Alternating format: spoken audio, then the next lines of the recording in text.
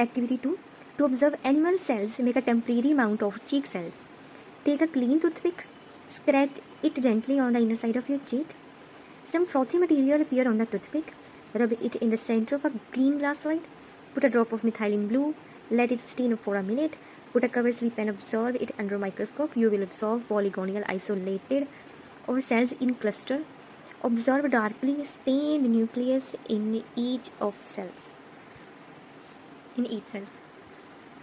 देखो methylene blue ये क्या है, एक स्टेन है, ये याद रखना, ठीक है। क्या किया इन्होंने, क्या कहा, इन्होंने कहा आपने एक टूथपिक ले लेनी है। टूथपिक लेके आपने इसको अपने मुंह में डालना है। मुंह में डाल के आपने लेफ्ट साइड या राइट साइड चीक के ऊपर स्क्रैच करना है। जब आप स्क्रैच करेंगे तो कुछ मटेरियल उसके साथ टूथपिक के साथ बाहर आ जाएगा। थोड़ी सी स्किन सेल्स जो है यहाँ पे आ जाएंगे टूथपिक के ऊपर। आपने फिर क्या करना है, आपने एक लेनी है ग्लास स्लाइड। ये ली आपने ग्लास स्लाइड, रेक्टेंगुलर शेप की होती है, ट्रांसपेरेंट कलर की होती है ग्लास स्लाइड। आपने ली और ये वाला जो मटेरियल है ये आपने यहाँ पे इसको रब कर दिया अच्छे से। ये वाले सेल्स जो चीक्स के सेल्स थे वो आपने यहाँ पे रब कर दिए। जब आपने इसको यहाँ पे रब किया तो इसके बाद आपने क्या करना है, इसके बाद आपने एक स्टेन लेनी है मिथाइलिन ब्लू। मिथाइलिन ब्लू अब ब्लू कलर की ही होगी, मिथाइलिन ब्लू कलर की स्टेन होगी। आपने इसके ऊपर स्टेन कर देनी है, एक ड्रॉप डाल देना, एक दो ड्रॉप डाल देना, फिर 1 मिनट के लिए इसको रहने देना। उसके बाद आपने इसको इसके ऊपर आपने लगानी है एक कवर स्लिप। स्क्वायर शेप की होती है कवर स्लिप, वही ट्रांसपेरेंट कलर की। आपने कवर स्लिप लगा ली और आपने माइक्रोस्कोप के अंदर इसको ऑब्जर्व करना है। जब आप माइक्रोस्कोप के अंदर देखोगे तो आप देखोगे, आपको दिखेंगे सेल्स। हो सकता है कि बहुत सारे सेल्स इकट्ठे हों, क्लस्टर में हों या अलग अलग आपको दिखेंगे। ऐसे आपको दिखेंगे सेल्स, क्योंकि आपने ब्लू कलर का स्टेन किया है तो ये सारा का सारा ब्लू कलर का ही होगा। ये है सेल, ये क्या है, cell wall, sorry cell membrane, ठीक है। ये बाहर वाली क्या है, सेल मेम्ब्रेन, ये भी क्या है, सेल मेम्ब्रेन। इसके अंदर होगा न्यूक्लियस, डार्क स्टेन्ड, ये होगा nucleus. Cell membrane, nucleus, and इसके अंदर क्या होगा, ये जो हाइलाइटर से किया ये क्या है, ये सारा का सारा है साइटोप्लाज्म, ठीक है। आपको ऐसा कुछ सेल दिखेगा, उसकी सेल मेम्ब्रेन दिखेगी, अंदर न्यूक्लियस दिखेगा और बाहर जितना भी कंटेंट है वो आपको साइटोप्लाज्म दिखेगा, ठीक है। ये है एनिमल सेल की बात, ये है एनिमल्स के बारे में, जैसे हम एनिमल्स में आते हैं तो ये एनिमल्स की बात की हुई है।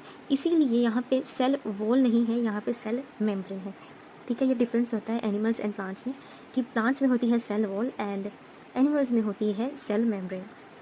बस कुछ नहीं किया, आपने क्या, एक टूथपिक लिया, मुंह में डाला है, चीक में से थोड़ा सा मटेरियल लिया स्क्रैच करके, फिर आपने उसको ग्लास स्लाइड के ऊपर अच्छे से रब किया है। रब करने के बाद आपने मिथाइलिन ब्लू एक स्टेन डाली है जो उसके सेल्स को कलर देगी, कि आप माइक्रोस्कोप में अच्छी तरीके से आप देख सकते हो। फिर उसके बाद आपने इसके ऊपर कवर स्लिप लगा देनी है कि जो सेल्स हैं हवा की वजह से या किसी की भी वजह से वो आगे पीछे ना हो। फिर बाद में आप जब माइक्रोस्कोप में देखेंगे तो आपको ये सेल दिखेगा, ऐसे सेल्स दिखेंगे जहाँ पर आपको न्यूक्लियस दिखेगा, आपको सेल मेम्ब्रेन जो बाहर वाली आउटर कवरिंग होगी सेल मेम्ब्रेन वो दिखेगी, और साइटोप्लाज्म दिखेगा। साइटोप्लाज्म वो कंटेंट होता है जो बताता है कि ये सेल लिविंग है। सारे के सारे ऑर्गेनिज्म सेल्स के साथ बने हुए हैं। हमने ये एक्सपेरिमेंट से सेल्स ही देखे हैं, एनिमल सेल देखा है। इसके बाद हम इसको देखेंगे प्लांट सेल को।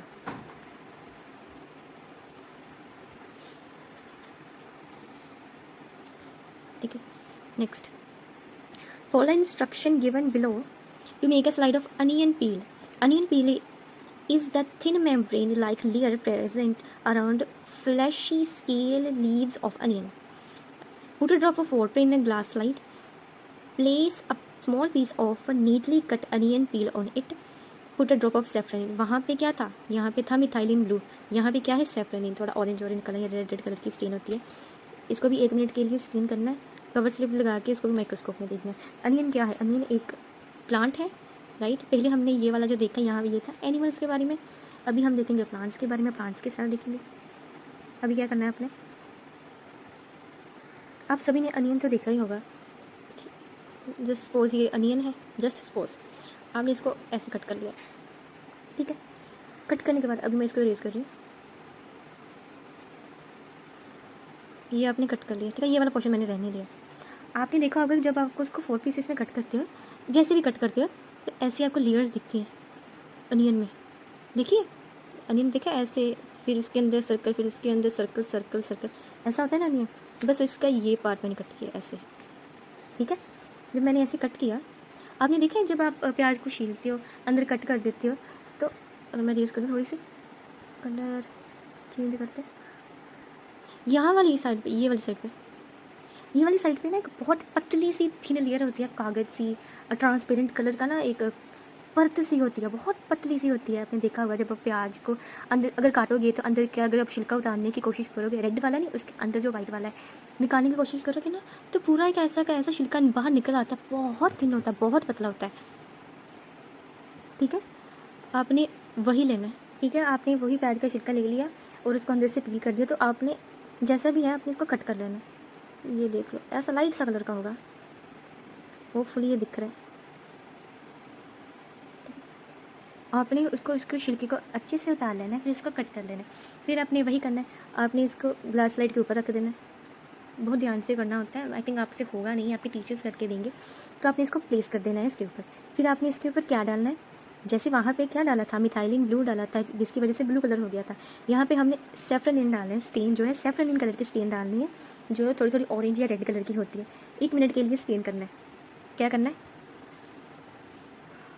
ऑरेंज कलर की स्टेन करनी है, ऑरेंज कलर की स्टेन डालनी, ये ऑरेंज कलर की स्टेन डाल दी आपने। फिर उसके बाद क्या करना है, आपने इसके ऊपर कवर स्लिप लगा देनी है कि जो कंटेंट है वो आगे पीछे ना हो। फिर बाद में आपने माइक्रोस्कोप के अंदर देखना है। जब आपने माइक्रोस्कोप के अंदर देखना है तो आपको ये वाला स्ट्रक्चर दिखना है, ये सेल्स दिखने, ऐसे नहीं, नहीं तो ऐसे भी सेल्स दिख सकते हैं आपको। ठीक है, ये सेल्स दिखेंगे। ठीक है, ऐसे ही सेल्स दिखेंगे। इसके अंदर क्या दिखेगा आपको, ऑफकोर्स न्यूक्लियस दिखेगा, सेम जैसे ऊपर है। लेकिन ये बात हुई, ये इस बार सेल मेम्ब्रेन, ये ब्लैक कलर की, ये सेल मेम्ब्रेन नहीं है, ये सेल वॉल है, सेल की वॉल है। क्या है, सेल की वॉल। एनिमल्स में सेल मेम्ब्रेन थी, यहाँ पे क्या है, सेल वॉल है। और ऑरेंज कलर का आपको पता है अंदर क्या होता है न्यूक्लियस, और जो उसके अंदर का कंटेंट होता है वो ये सारा का सारा कंटेंट क्या होता है, ये होता है साइटोप्लाज्म। सेम जैसे ऊपर हमने डायग्राम बनाई थी, बस ऐसे हम ऊपर हमने एनिमल सेल्स के बारे में पढ़ा, एनिमल सेल्स देखे, यहाँ पे हमने प्लांट्स के सेल्स में पढ़ा के बारे में पढ़ा और सेल्स देखे। आप ऑब्जर्व भी कर सकते हो, ये नहीं कि बता दिया कि ये सेल्स होते हैं, ये सेल से बने हैं, तो बात ख़त्म। आपको एक्सपेरिमेंटली भी बता रहे हैं कि ये ऐसे सेल्स होते हैं, रियलिटी में ये जो एनिमल्स हैं, ये लिविंग ऑर्गेनिज्म सारे के सारे सेल्स के साथ बने हैं विद प्रूफ। एनिमल्स, आपने चीक में से जो सेल्स निकाले वहाँ पे आपने एनिमल सेल्स देखे, अनियन के एग्जाम्पल में आपने प्लांट्स के सेल्स देखे। जी ये थर्ड वाली एक्टिविटी है, इसमें बस आपने ब्लड सेल्स देखनी है, परमानेंट स्लाइड दिखाएंगे आपको, तो आपने वहाँ पे रेड ब्लड सेल्स देखने हैं, वाइट ब्लड सेल्स देखने हैं। आप देखेंगे जो रेड ब्लड सेल्स हैं उनके वो डिस्क शेप के होते हैं, एंड जो वाइट ब्लड सेल्स है वो अमीबा शेप होते हैं। अमीबा शेप मीन उसकी कोई शेप नहीं होती, बस इसमें यही दिखाया, आपको परफॉर्म करने में ये कुछ नहीं मिलेगा। बस ये आपको पता होगा कि रेड कलर के दिखने वाले disc shape red blood cells होंगी, एंड जिनकी कोई शेप नहीं होगी और ट्रांसपेरेंट कलर के होंगे वो amoeba like white blood cells होंगे।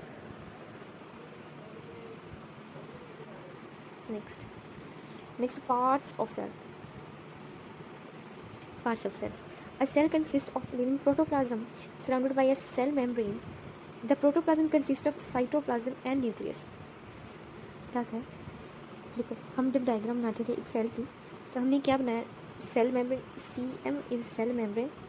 इसके अंदर हम क्या बनाते थे, एक न्यूक्लियस बनाते थे, N इज न्यूक्लियस, एंड जो उसके अंदर का कंटेंट था सारा का सारा, ये सारा का सारा कंटेंट था,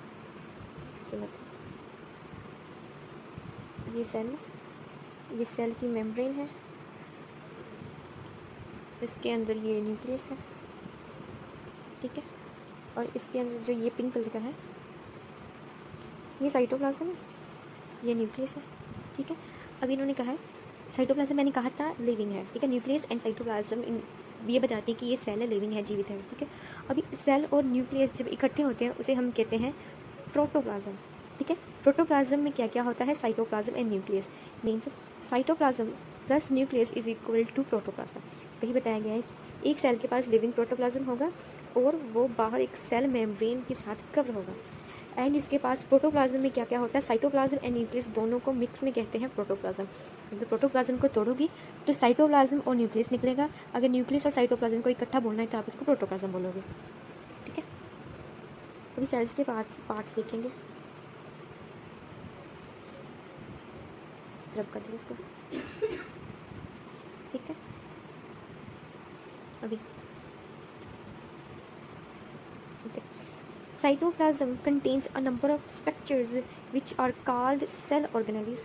मैंने बताया साइटोप्लाज्म में सारी की सारी जितनी भी सेल ऑर्गेनेलिज प्रेजेंट होती हैं, एंड और भी वाटर कंटेंट, लाइसोसोम्स और भी बहुत कुछ होता है। इन्होंने बताया कि साइटोप्लाज्म में नंबर ऑफ स्ट्रक्चर्स होते हैं, बहुत सारी ऑर्गेनेलिज होती हैं, ठीक है। Organelles are there for structure present within a cell that have it to perform its relevant functions. क्या होता है? एक सेल होता है, ठीक है।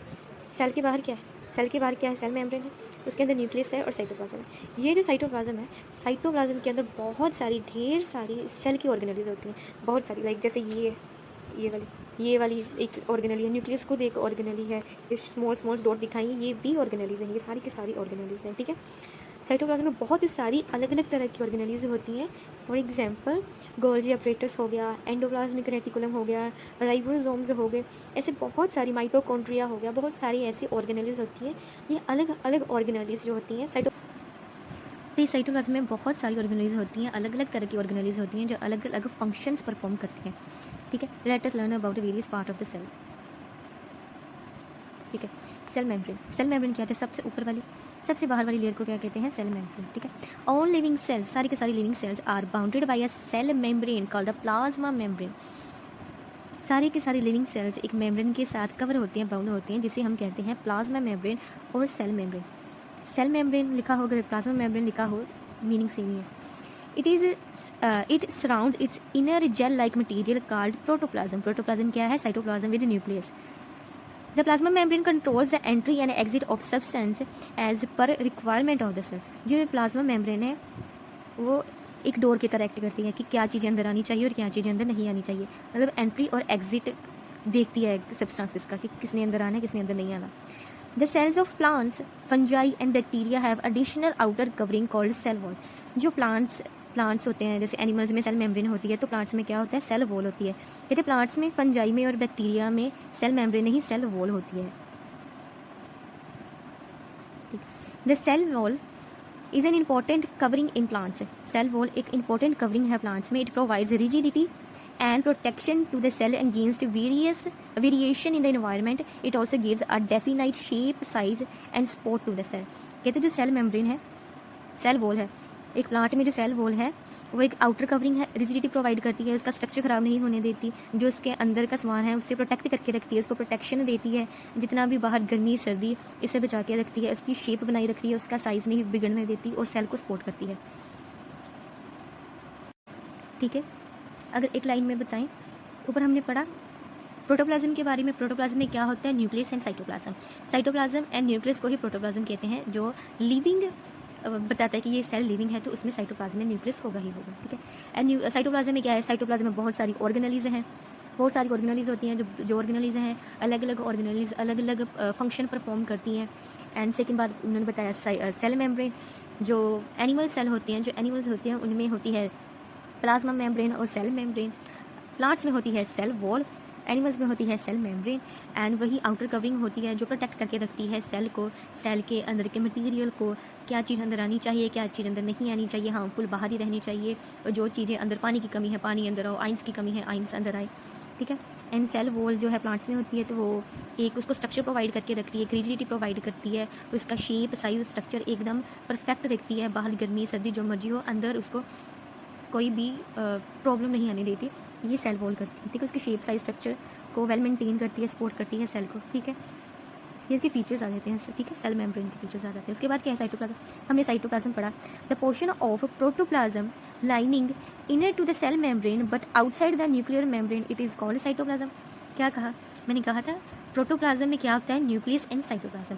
अगर हम साइटोप्लाज्म में से न्यूक्लियस को, प्रोटोप्लाज्म में से न्यूक्लियस को हटा देंगे तो क्या रह जाएगा? सारा का सारा साइटोप्लाज्म रह जाएगा, ठीक है। अगर प्रोटोप्लाज्म में नहीं होगा तो बाकी सारे के सारे कंटेंट को हम क्या कहेंगे? साइटोप्लाज्म, ठीक है। सेल मेम्ब्रेन के अंदर, न्यूक्लियर मेम्ब्रेन के बाहर जितना भी कंटेंट होगा वो साइटोप्लाज्म होगा। देखो ये न्यूक्लियस है, ये न्यूक्लियस है, उसके बाहर न्यूक्लियस की मेम्ब्रेन होगी, ठीक है। ये सेल वॉल के अंदर, ये सेल वॉल के अंदर जितना भी ये कंटेंट है, ये सारा का सारा साइटोप्लाज्म है, सारा का सारा साइटोप्लाज्म है। बस यही बताया, इसमें क्या नहीं है, ये न्यूक्लियस नहीं है, और सेल मेम्ब्रेन के अंदर जितना भी कंटेंट है वो क्या है? साइटोप्लाज्म है, ठीक है। Cytoplasm means hollow, plasma is equal to liquid, ठीक है, plasma is equal to liquid means liquid. It acts as a ground substance for all cell activities. It is made up of carbohydrates, protein, fats, minerals, and vitamins, along with a large portion of water. All these components work together to provide a unique living nature to the protoplasm. Cytoplasm एक बहुत important part है एक cell का। जो पहली बात, इसके अंदर सेल ऑर्गेनेलिज होती है, इसके अंदर वाटर होता है, इसके अंदर बहुत सारा पानी होता है। ये किससे बना होता है? ये carbohydrate, protein, fats, mineral and vitamin से बना होता है। इनके अंदर ये सब कुछ होता है। इनके अंदर पानी होता है, इसके अंदर ऑर्गेनेलिज होती हैं, हर एक ऑर्गेनेली अलग अपना फंक्शन परफॉर्म करती हैं। तो साइटोप्लाज्म एक बहुत इंपॉर्टेंट फीचर है एक सेल का, ठीक है। साइटोप्लाज्म इज़ वेरी इंपॉर्टेंट, ठीक है। Next nucleus, brain. It is the most important part of the cell, seriously most important part of a cell. क्या कहते हैं उसको कहते हैं न्यूक्लियस को। It is generally lie in the centre, ज़्यादातर ये सेंटर में ही होता है, न्यूक्लियस सेल के सेंटर में ही होता है, लेकिन कईयों में होता है कि साइड पे होता है, पेरीफेरी में होता है, मीन्स सेल वॉल के पास होगा या सेल मेम्ब्रेन के पास होगा, लेकिन ज़्यादातर कहते हैं कि ये सेंटर एकदम सेल के एकदम बीच में ही होता है ये न्यूक्लियस, ठीक है। अब जैसे however in some cases it may also occupy peripheral position. Peripheral position क्या होती है? देखो ये सेल हो सकता है यहाँ पे पेरीफेरी के पास, मतलब उसकी सेल वॉल के पास, यहाँ पे हो, यहाँ पे हो, यहाँ पे हो, तो वो होगा पेरीफेरी, ठीक है। अगर यहाँ पे है तो वो है सेंटर, ठीक है। It controls all the activity of cell. Cell के अंदर जितनी भी एक्टिविटीज़ हो रही हैं, जो भी करती हैं, हमने पढ़ा था क्या क्या फंक्शंस करता है एक सेल। रिप्रोडक्शन करता है, डेवलपमेंट, ग्रोथ करता है, न्यूट्रिशन, रेस्पिरेशन, सारा कुछ करता है, बहुत कुछ करता है। तो इसकी सारी की सारी जो एक्टिविटीज़ है वो कौन कंट्रोल करता है? न्यूक्लियस कंट्रोल करता है। This is a brain of the cell. The nucleus is a dense structure bounded by a nuclear membrane. Cell की जो मेम्ब्रेन थी उसे कहते थे सेल मेम्ब्रेन। अभी वही न्यूक्लियस की मेम्ब्रेन है, उसे हम कहते हैं न्यूक्लियर मेम्ब्रेन। देखो वही कह रहे हैं कि इसके अंदर ये न्यूक्लियस के अंदर जो न्यूक्लियोप्लाज्म होता है, इसके अंदर एक नेटवर्क, थ्रेड लाइक नेटवर्क होता है जिसे हम क्रोमेटिन कहते हैं। लाइक ये डायग्राम में ये देख रहे हो, ये पूरा का पूरा ये स्ट्रक्चर ये क्या है? ये है क्रोमेटिन, ठीक है। कहते हैं कि जब सेल डिवाइड करना होता है तो ये क्रोमेटिन कंडेंस हो जाते हैं, इकट्ठे हो जाते हैं and thicker thread like structure बना लेते हैं, जिसको हम क्रोमोसोम कहते हैं। ये क्रोमोसोम्स एक जनरेशन से दूसरे जनरेशन में ट्रैवल करता है, ठीक है। एक जनरेशन से दूसरे जनरेशन में ट्रैवल करता है। लाइक हमें हमारे पेरेंट्स से क्रोमोसोम आए हमारे अंदर, हमारे से बाद हमारे आगे, ठीक है। आप यहाँ पे न्यूक्लियस की डायग्राम देख सकते हैं कि इसमें डीएनए होता है, न्यूक्लियोलस होता है। न्यूक्लियस के अंदर भी एक स्ट्रक्चर होता है जिसको हम न्यूक्लियोलस कहते हैं। न्यूक्लियर पोर्स होते हैं, यहाँ पे जो भी चीज़ें अंदर आनी है वो अंदर आएंगी, जिसने बाहर जाना है वो बाहर जाएगा, लेकिन न्यूक्लियस की इजाज़त से ही, ठीक है। न्यूक्लियर एनवलप होता है। ये सिंपल सी डायग्राम है एक न्यूक्लियस की, ठीक है। नेक्स्ट है सेल की ऑर्गेनेलीज। यहाँ पे मैंने कुछ ऑर्गेनेलीज की डायग्राम्स ली हुई हैं, ठीक है। द मेन सेल ऑर्गेनेलीज, पहली है प्लास्ट। देखो These are large cell organelles characteristic of plant cells. Plastid जो ऑर्गेनली है वो प्लांट्स में ही होगी, एनिमल्स में नहीं होगी, ठीक है। जो प्लास्टिड एक वैसी ऑर्गेनली है जो प्लांट सेल में पाई जाएगी, एनिमल सेल में नहीं पाई जाएगी, ठीक है। They may contain pigmented that provide colour to the cell, ठीक है। लाइक दिस, ये देखो क्लोरोप्लास्ट, ये वाली ग्रीन कलर की होती है क्लोरोप्लास्ट, ठीक है। वैसे ये कह रहे हैं ये वाली सारी की सारी तीन के तीन ये प्लास्टिड्स हैं जो एनिमल सेल में पाई जाती हैं एंड ये कलर प्रोवाइड करती हैं। कोई कलर प्रोवाइड, कोई ग्रीन कलर प्रोवाइड करती है, कोई ब्राउन करती है, कोई रेड कलर प्रोवाइड करती है, ठीक है। ऐसे अलग अलग कलर प्रोवाइड करती हैं। जैसे कहते हैं कि ग्रीन कलर प्लास्टिड जो कौन सी होती है? क्लोरोप्लास्ट, ये वाली, ये डायग्राम है क्लोरोप्लास्ट की, ठीक है। The green color plastid are called chloroplast. They manufacture food for green plants by the process of photosynthesis. हम कहते हैं ना कि प्लांट्स क्या करते हैं? फोटोसिंथेसिस का प्रोसेस करके खाना बनाते हैं, ऑक्सीजन बनाते हैं। जो खाना है जो ये फोटोसिंथेसिस का प्रोसेस होता है किसमें होता है? ये क्लोरोप्लास्ट, ये जो प्लास्टिड है इसी में होता है। तो ये सबसे इम्पॉर्टेंट एक ऑर्गेनली है जो प्लांट्स में जो खाना बनाने के लिए रिस्पॉन्सिबल है, ठीक है। The plastid associated with the different colored parts of the plant like fruit, vegetable and flowers called जो plastids fruits, vegetable and flowers को कलर देते हैं वो प्लास्टिड का नाम होता है क्रोमोप्लास्ट। क्रोमो मीन्स कलर, ठीक है। They are responsible for imparting colour other than जीन to different parts of the plant, ठीक है। Plants also contain some colourless plastids called leucoplast. जरूरी नहीं है प्लास्टिड हर सारी प्लास्टिड कलर ही देती हैं। लाइक क्लोरोप्लास्ट ग्रीन कलर देती हैं एंड क्रोमोप्लास्ट अलग अलग तरह की अलग अलग फ्रूट्स को अलग अलग कलर देती है। एक ल्यूकोप्लास्ट एक ऐसी प्लास्टिड है जो कलरलेस है, उसका कोई कलर नहीं होता। They provide space to store starch, protein, oils etcetera. ये ऐसी प्लास्टिड है जो खाना स्टोर करके रखती है, जो स्टार्च स्टोर करके रखती है, लाइक प्रोटीन वगैरह स्टोर करके रखती हैं, ठीक है। ये प्लास्टिड, ठीक है। ये वाली क्लोरोप्लास्ट है, क्या करती है, कौन सा प्रोसेस करती है, फोटोसिंथेसिस का। ये क्रोमोप्लास्ट है, ये कौन सा करती है, ये करती है फ्रूट को, फ्लावर को, वेजिटेबल्स को कलर प्रोवाइड करती है। और ये ल्यूकोप्लास्ट है, इसका अपना कोई कलर नहीं होता, लेकिन ये सारा का सारा खाना स्टोर करके रखती है, स्टार्च वगैरह सब कुछ स्टोर करके रखती है, ठीक है। नेक्स्ट क्या है, mitochondria. They are rod-shaped or spherical structure. They are present in large number in cell in different physiological activities. They are responsible for cellular respiration and for generation of energy for different activities of life. Hence, they are also called powerhouse of the cell. ये line underline कर लो. One word में ये question आएगा ही आएगा कि powerhouse of the cell क्या है, कौन है, माइटोकॉन्ड्रिया है। माइटोकॉन्ड्रिया ये रहा माइटोकॉन्ड्रिया, रोड शेप्ड है, ठीक है। रॉड शेप्ड ऑर्गेनली है कि बहुत सारी पाई जाती है एक सेल के अंदर। क्या करती है, ये एनर्जी प्रोवाइड करती है, ये एनर्जी जनरेट करती है, एनर्जी बनाती है, जो एनर्जी को हम यूज़ करके फिर हम अपनी एक्टिविटीज़ करते हैं। बहुत इंपॉर्टेंट है powerhouse of the cell, energy देने वाला एक सेल को, ये ही ऑर्गेनली है, ठीक है, वेरी इंपॉर्टेंट। रॉड शेप्ड है एंड अलग अलग जो अपनी मेन ये एटीपी बनाती है, ठीक है। नेक्स्ट है एंडोप्लाज्मिक रेटिकुलम। नेक्स्ट जो ऑर्गेनली आ गई वो है एंडोप्लाज्मिक रेटिकुलम। ये दो तरह के होते हैं, रफ एंडोप्लाज्मिक रेटिकुलम होता है एंड स्मूथ एंडोप्लाज्मिक रेटिकुलम होता है। It is a network of membranes, it provides channel for transport of material in the cell. एक मेम्ब्रेन का ये नेटवर्क होता है, पूरा का पूरा नेटवर्क होता है। ये क्या करता है, चीज़ों को ट्रांसपोर्ट करता है एक जगह से दूसरी जगह, ठीक है। उन्होंने वही कहा कि ये दो टाइप्स के होते हैं, rough endoplasmic reticulum and smooth endoplasmic reticulum. Rough वाला क्या होगा, उसकी अपीयरेंस थोड़ी रफ होगी। रफ क्यों होगा, क्योंकि उसके ऊपर राइबोसोम्स होंगे, डॉट डॉट ऐसे ऐसे सर्कुलर शेप में राइबोसोम्स प्रेजेंट होंगे, जिसकी वजह से उसका जो आउटर सर्फेस है वो एकदम स्मूथ नहीं होगा, उसमें राइबोसोम्स होंगे, वो थोड़ा सा रफ होगा।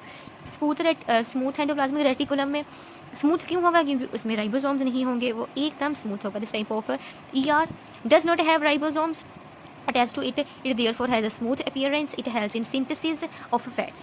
जो रफ एंडोप्लाज्मिक रेटिकुलम है उसने प्रोटीन बनानी है, ठीक है, और जो स्मूथ वाला है उसने क्या सिंथेसिस करना है, फैट को बनाना है, ठीक है। बड़ा इजी है। दो तरह के ER होते हैं, एंडोप्लाज्मिक रेटिकुलम होते हैं, एक रफ होता है और एक स्मूथ है। रफ क्यों होते हैं, क्योंकि उसके ऊपर राइबोसोम्स होते हैं, और स्मूथ क्यों होते हैं, क्योंकि उसके ऊपर राइबोसोम्स नहीं होते। ये रहा, ये एंडोप्लाज्मिक रेटिकुलम है। ये देखो जो ये वाला है ना, ये वाला, ये रफ वाला है। रफ वाला क्यों है, इसके ऊपर ये देखो राइबोसोम्स है, ठीक है, ये डॉट डॉट डॉट डॉट ये राइबोसोम्स है, सारे का सारा पूरा आपको स्मूथ सरफेस नहीं दिख रही। लेकिन ये साइड वाला इसके साथ ही अटैच्ड है, ये वाला, ये स्मूथ एंडोप्लाज्मिक रेटिकुलम में। आपको यहाँ पे कोई राइबोसोम दिख रहा है, नहीं दिख रहा, तो यहाँ पे कोई भी राइबोसोम नहीं है, इसलिए ये क्या है, स्मूथ वाला है, ठीक है। रफ वाला क्या बनाता है, रफ वाला प्रोटीन बनाता है, और स्मूथ वाला फैट को सिंथेसिस करता है, फैट बनाता है, ठीक है। ये किसके साथ अटैच होते हैं, ये न्यूक्लियस के साथ अटैच होते हैं, न्यूक्लियस के साथ एंडोप्लाज्मिक रेटिकुलम अटैच होते हैं, ठीक है। देखो ऑर्गेनली का नेम, उसका फंक्शन, उनके टाइप्स और वो क्या करते हैं ये पता होना चाहिए। लाइक प्लास्टिड है, प्लास्टिड प्लांट्स में होता है, प्लांट्स का करेक्टरिस्टिक फीचर है, टाइप्स बता देनी है, क्रोमोप्लास्ट होता है, क्लोरोप्लास्ट होता है, ल्यूकोप्लास्ट होता है, उनका कलर बता देना वो क्या करते हैं, खत्म।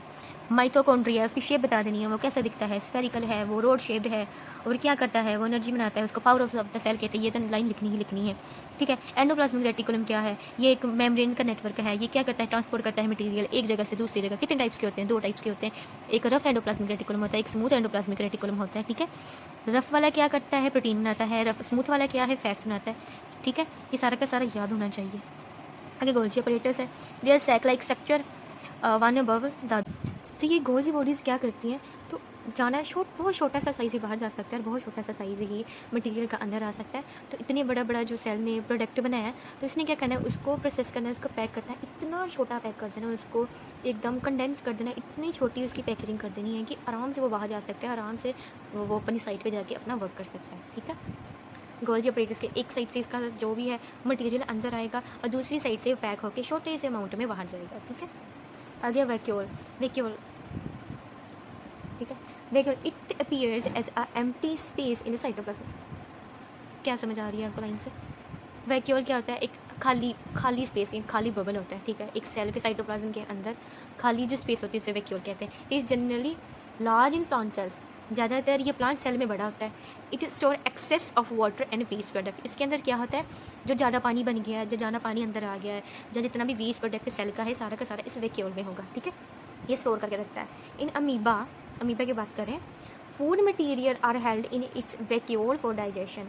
अमीबा का एक बड़ा अच्छा करेक्टर है कि इसने जब खाना अंदर लेना है तब भी वैक्यूल बना के लेना है, डाइजेशन होनी है वैक्यूल के अंदर होनी है, जब डाइजेस्ट हो गया जो वेस्ट मटेरियल है वो उसने वैक्यूल में रखना है, बाद में उसने आगे चला जाना, वैक्यूल उसका पीछे रह जाना है। ऐसे ये लाइक अमीबा है, ठीक है।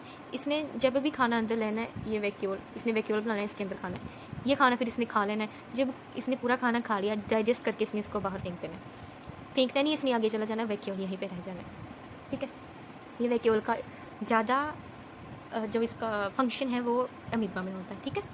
नेक्स्ट है ribosomes, they are tiny granules, colour change, okay, they are tiny granules present in the cytoplasm and on the rough endoplasmic reticulum and they help in protein synthesis। Ribosomes मैंने बताया था कि rough endoplasmic reticulum की surface के ऊपर ribosomes होते हैं जिसकी वजह से वो रफ होता है, ठीक है। राइबोसोम सिर्फ वही नहीं होता, पूरे साइटोप्लाज्म के अंदर किसी किसी जगह पे, काफ़ी जगह पे राइबोसोम्स होते हैं। राइबोसोम एक बहुत इंपॉर्टेंट ऑर्गेनली है, one of the most important organelle जो प्रोटीन की सिंथेसिस करती है। राइबोसोम क्या है, एक ऑर्गेनली है, कहाँ कहाँ पाई जाती है, साइटोप्लाज्म में पाई जाती है, रफ एंडोप्लाज्मिक रेटिकुलम में पाई जाती है। क्या है इसका फंक्शन, प्रोटीन सिंथेसिस का, ठीक है। Next, cilia and flagella, some cells have these small extension on their cell membrane, ठीक है। कई सेल्स के पास ऐसी एक्सटेंशन होती हैं सेल मेम्ब्रेन के ऊपर, they help in locomotion and collection of food.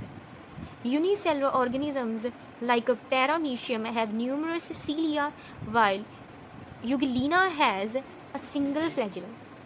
क्या कह रहा है, देखो जैसे हम एक जगह से दूसरी जगह जाते, कैसे जाते, पैरों से जाते, चल के जाते, तो सेल के पास चलने के लिए तो कुछ है नहीं, लेकिन कई सेल्स ऐसे, जैसे इन्होंने बताया है कि पैरामीशियम है, यूग्लिना है, ऐसे सेल जिसने अपने लोकोमोशन करना, एक जगह से दूसरी जगह जाना है, तो वो कैसे जाएंगे, ये फ्लैजिला के साथ ही जाएंगे, ये वाले फ्लैजिला के साथ ही जाएंगे।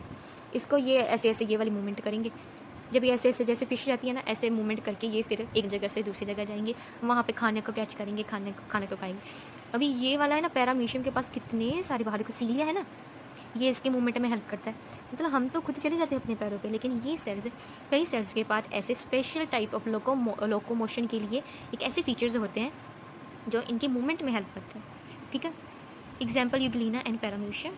एंड जो अमीबा है, अमीबा में क्या होता है, अमीबा के उसके सूडोपोडियम में उसके फीट फॉल्स फीट वही होते हैं। All these cell organelles work together to perform different function of cell. ये सारी की सारी ऑर्गेनलीज इकट्ठी काम करती हैं एंड सेल को एक चलाती हैं, ठीक है, पूरे का पूरे सेल को चलाती हैं, फंक्शन में लेके आती हैं, ठीक है।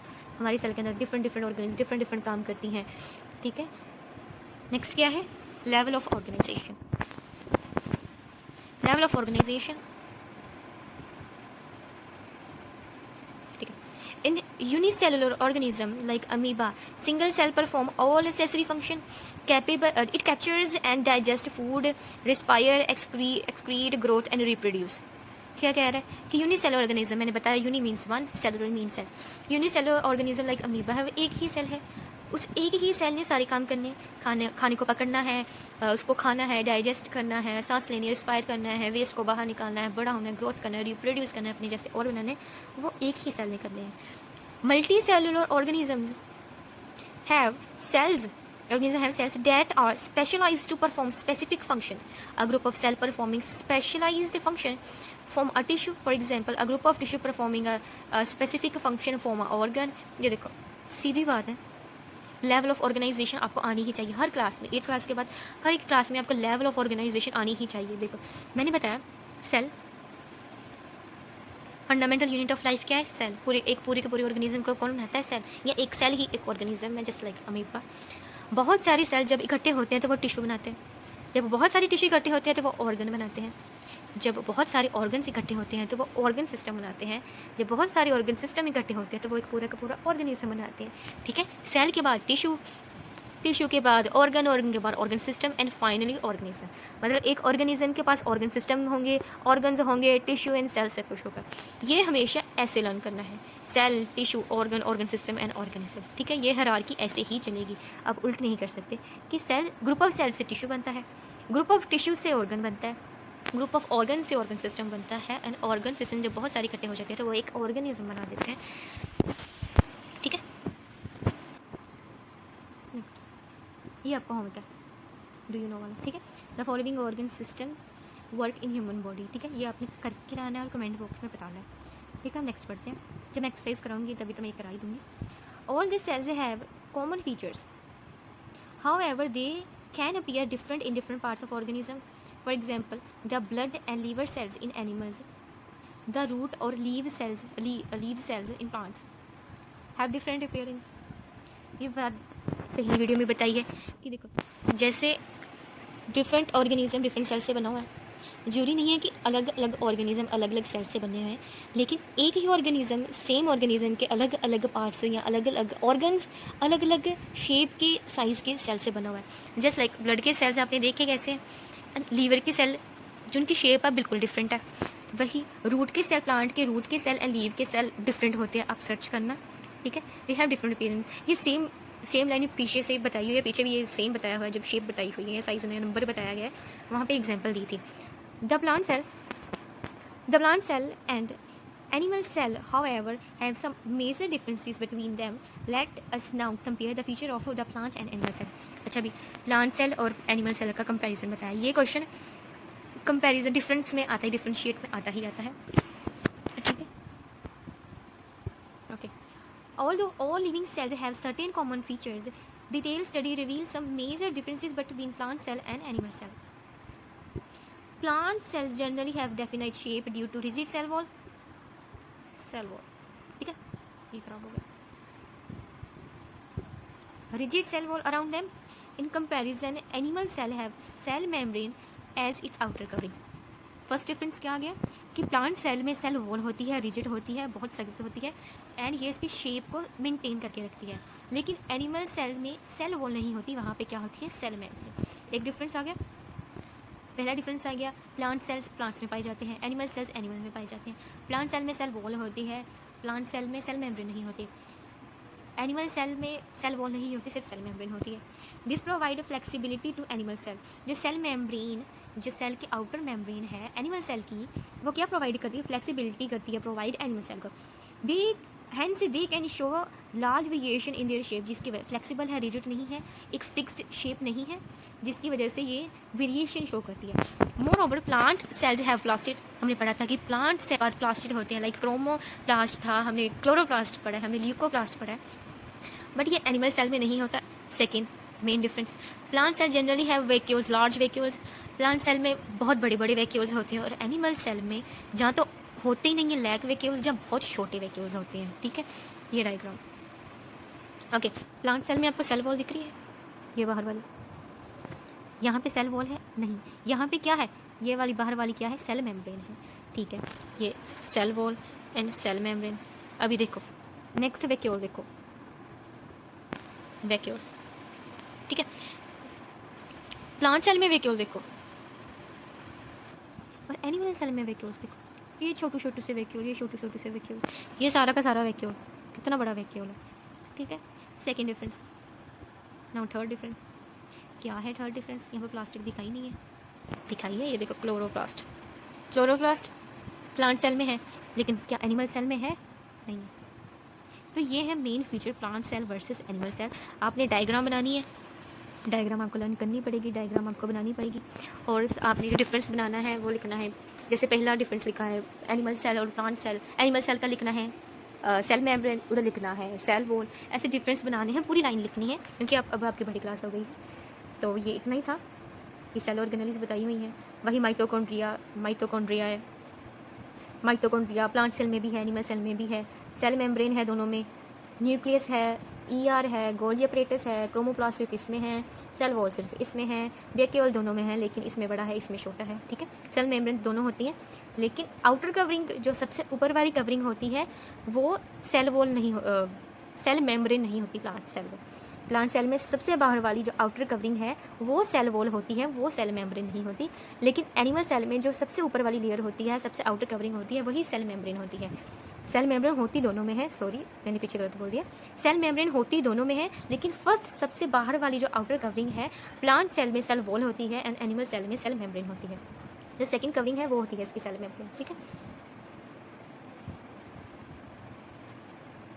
ये इसके पॉइंट्स बताएं कि प्लांट सेल की जो शेप है फिक्स होती है, लेकिन एनिमल सेल की फिक्स नहीं होती क्योंकि वो फ्लेक्सिबल होती है। राइट, हमने पढ़ा है। सेल वॉल इसमें प्रेजेंट होती है, इसमें एब्सेंट होती है। प्लास्टिड इसमें प्रेजेंट होते हैं, इसमें एब्सेंट होते हैं। बिकॉज बहुत बड़े बड़े होते हैं, इसमें छोटे छोटे से होते हैं जहाँ होते नहीं हैं। ठीक है, note cell organelles other than ones shown in diagram on the previous page are also present in cells, however they will be discussed in higher classes। कुछ नहीं कहा, सारी की सारी ऑर्गेनेलीज आप बाहर बाद में डिटेल में आगे आप हायर क्लासेस में पढ़ेंगे। ठीक है, सारी की सारी यहाँ पे नहीं पढ़ाई गई। बाद में की वर्ड्स हैं कि सेल क्या है, सेल है basic structural and functional unit of life, ये हमने पढ़ा है। सेल मेम्ब्रेन क्या है, थिन मेम्ब्रेन है जो सबसे बाहर वाली लेयर होती है प्रोटोप्लाज्म की, प्रोटोप्लाज्म मतलब साइटोप्लाज्म के बाहर वाली जो लेयर होती है, या सेल की मेम्ब्रेन जो होती है बाहर वाली, उसे हम क्या कहते हैं, सेल मेम्ब्रेन। फिर सेल ऑर्गेनेलीज हैं, सेल ऑर्गेनेलीज कहाँ होती हैं, प्रोटोप्लाज्म के अंदर होती हैं, बहुत सारी होती हैं, अलग अलग होती हैं। इनका एक स्पेसिफिक फंक्शन होता है, अलग अलग ऑर्गेनेलीज अलग अलग फंक्शन परफॉर्म करती हैं। जैसे माइटोकॉन्ड्रिया एनर्जी बनाती थी, एंड एंडोप्लाज्मिक रेटिकुलम है जो एक प्रोटीन बनाता था, एक फैट बनाता था। ठीक है, ऐसे अलग अलग था। जैसे वैक्यूल खाने का डाइजेस्ट करते थे, खाना उसमें अंदर आता था, जहाँ वेस्ट बाहर जाता था। प्लास्टिड क्या करते थे, वो कलर प्रोवाइड करते थे, फोटोसिंथेसिस का प्रोसेस करने में हेल्प करते थे। ठीक है, बाद में क्रोमोसोम्स है, क्रोमोसोम्स हमने पढ़ा है कहाँ होते हैं, न्यूक्लियस के अंदर होते हैं। क्या करते हैं, एक जनरेशन से दूसरी जनरेशन में जाते हैं। साइटोप्लाज्म क्या होता है, सेल के अंदर का सारा कंटेंट विदाउट न्यूक्लियस, उसको क्या कहते हैं हम, साइटोप्लाज्म कहते हैं। सीलिया या फ्लैजिला वो ऐसी एक्सटेंशन होती है, सेल मेम्ब्रेन के बाहर ऐसा कोई स्ट्रक्चर होता है जो लोकोमोशन या मूवमेंट में हेल्प करता है किसी भी ऑर्गेनिज्म में, लाइक सिंगल सेल ऑर्गेनिज्म, या जैसे एग्जांपल था पैरामीशियम था, यूगलिना था। ठीक है, आगे एंडोप्लाज्मिक रेटिकुलम हमने पढ़ा है, ये एक सेल ऑर्गेनेली है। ये क्या करती है, ये प्रोटीन की सिंथेसिस करती है। दो तरह की होती है, रफ होती है एंड स्मूथ होती है। रफ होती है इसीलिए क्योंकि उसके ऊपर राइबोसोम्स होते हैं, एंड स्मूथ के ऊपर राइबोसोम्स नहीं होते, इसीलिए वो स्मूथ होती है। जीन्स है, unit of inheritance which get transfer, genes है जो एक से दूसरी जगह ट्रांसफ़र होती है। गोल्जी कॉम्प्लेक्स या गोल्जी अपरेटस या गोल्जी बॉडीज़ एक ही बात है। ये क्या है, साइक्लिक स्ट्रक्चर है। ये क्या करता है, प्रोसेस करता है, पैकेजिंग करता है, बड़ी बड़ी चीज़ों को छोटी सी चीज़ में पैक करके फिर इसको एक जगह से दूसरी जगह भेजता है। एंड माइटोकॉन्ड्रिया क्या है, powerhouse of the cell, क्या बनाता है, एनर्जी की प्रोडक्शन करता है, एनर्जी बनाता है, एंड सेलुलर रेस्पिरेशन करता है, वेरी इंपॉर्टेंट।